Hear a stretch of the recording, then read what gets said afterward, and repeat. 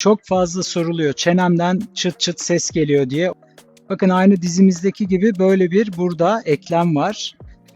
Normal açılıp kapatırken böyle. Ancak çok diş sıkıyorsunuz ya da bir travma gördünüz diyelim. Şimdi birazdan görecek. Buradaki aynı o yastık gibi böyle silikon yastıkların olduğu gibi bakın öyle bir durumda bir travma olduğunda diş sıkma ya da başka ne oluyor? Değişiyor. Yapısı değişti. İşte birazdan o ses gelecek şimdi açarken. Tık tık.